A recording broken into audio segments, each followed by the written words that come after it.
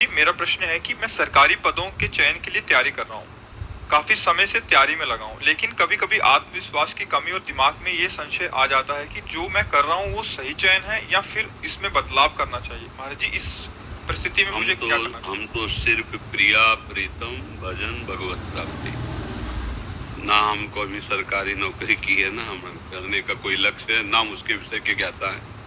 बचपन से भगवत मार्ग में रहे हैं, तो वैसे हमने तो एक बोर्ड में लिखवा रखा है कि आप हमसे प्रश्न केवल परमार्थ का, अध्यात्म का, भगवत मार्ग का करें। पर उसमें भी जब कोई गृहस्थी में अपनी समस्या का समाधान उसे हम भागवती की, तो हम इतना जरूर कहते हैं, उत्साह संपन्न मदीर्घ सूत्रम क्रिया विधिज्ञम विष्णे सुशक्तम सूरम कृतज्ञम दृढ़ सौहृदन से लक्ष्मी स्वयं याति निवास है। तो जगत की उन्नति के लिए कह रहे हैं ये श्लोक। जगत जागतिक ईश्वरी की प्राप्ति, चाहे नौकरी हो, चाहे व्यापार हो, चाहे किसानी हो, चाहे किसी भी का उत्साह संपन्न, कभी अपना उत्साह टूटने नहीं देना चाहिए। वो तभी नहीं टूटेगा जब भगवान का आश्रय होगा। कर तुम अकर तुम अन्यथा कर तुम सर्व समर्थ मेरे भगवान है। आज मैं यहाँ हारा हूं तो कल जीत जाऊंगा। उत्साह तभी आपका संपन्न रहेगा जब भगवत आश्रय है।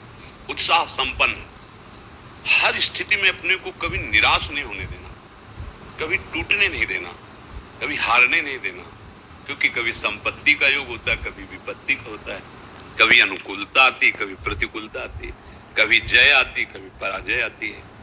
ये द्वंद्व चलते रहेंगे, चाहे कोई भी हो, सबके जीवन में आते हैं। पर हमें उत्साह संपन्न बनना है, इसके लिए भगवत आश्रय अंदर से चलना चाहिए। हरि शरणम, हे भगवान मैं आपकी शरण में हूं, तभी आप इस लोक में उन्नति प्राप्त कर सकते हैं, उत्साह संपन्न हो सकते हैं।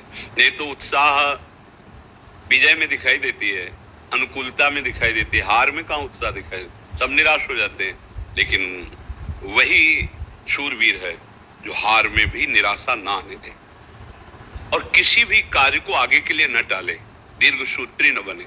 इसलिए मदीर्घ सूत्रम अदीर्घ सूत्री, तत्काल जो कार्य हमें कल करने के लिए दिया गया है, भले संपन्न कल हो, लेकिन चिंतन के द्वारा हम पूरा आज ही कर लेते हैं कि ऐसे से ऐसे ऐसे ऐसे करना है। हम कार्य की सफलता का पूरा अपने दिमाग में बैठा लेते हैं चिंतन के द्वारा।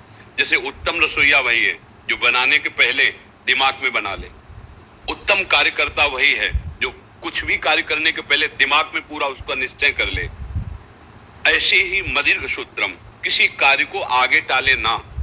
अगर इस संसार में उन्नति प्राप्त करनी, हमें परीक्षा 1 महीने बाद देनी है, लेकिन आज ही प्रश्न कर लिया जाए तो उसका उत्तर हम दे देंगे, ऐसी तैयारी रखनी चाहिए। कल के कार्य को आज ही संपन्न करने की वृत्ति रखना है। क्रिया विधिज्ञम, जिस कार्य में लगे उसको विधान से करे, मनमानी नहीं। चाहे वो पढ़ाई हो, चाहे वो व्यापार हो, चाहे वो किसानी हो, अलग अलग विधान होते हैं ना। व्यापार का अलग विधान होता है, नौकरी का अलग विधान होता है। अलग अलग जो विधान है, जो सिस्टम है, बिल्कुल ठीक उसके अनुसार आपको ज्ञान होना है। क्रिया विधिज्ञम, और जो कार्य आपको दिया गया है वो एकाग्र होकर करे।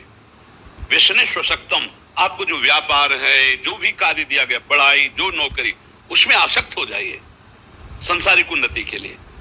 अगर हमें आर्मी में जाना है तो जो कल हमारी परीक्षा होगी उसको हम जानकारी करके पहले आज ही हम उसमें पुष्ट हो जाते हैं। अगर इतने किलोमीटर दौड़ना है तो 1 किलोमीटर और आगे की हम रफ्तार बढ़ा के रखते हैं। इतनी ऊंचाई तो इससे और ऊंचे, इतना अभ्यास।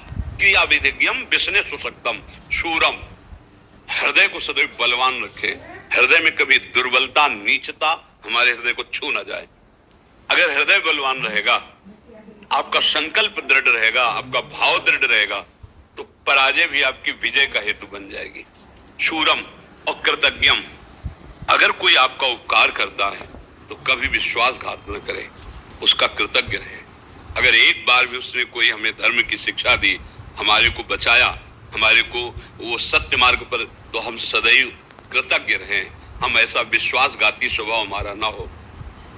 दृढ़ सौहृदय से, पूरा परिवार या मित्र मंडली हम ऐसे आचरण करें कि वो हमें प्यार करे सौहृदय से, कि यार ये तो अपना बंदा इतना विश्वसनीय है कि अगर किसी भी तो इससे धोखा नहीं हो सकता। अगर ऐसे स्वभाव वाला व्यक्ति है तो जो पद चाहे उसे प्राप्त हो सकता है। भगवान का आश्रय और इन लक्षणों का जीवन में फिर निराशा नहीं होगी।